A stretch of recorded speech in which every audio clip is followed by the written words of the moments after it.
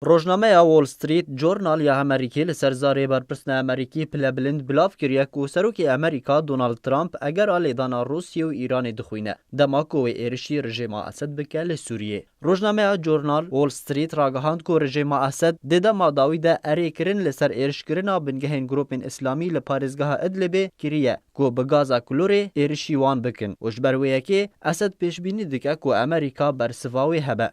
دوی درباره ده روزنامه امریکی راگهاند یک کو پنتاگون امریکای سیناریو پلانا دستوردان لشکری لی سوریه آماده کریه. لیبلی سروک امریکی دونالد ترامپ تنها بریار ندایه اگر اوی لحیزین روسی و ایرانی جی بده لی سوریه یا نه اگر هر دو حیزین نافبوری پشتوانی رژیم اسد کرن. هر دی درباره ایرشکرین لسر رژیم اسد روزنامه امریکی دیار کریه که اگر هیا واشنطن سزاین آبوری و سیاسی دانه لسر سوریه و کساتین بسر رژیم اسد و ده هفدمی که مجار دستوردان لشکری جی بجارده که.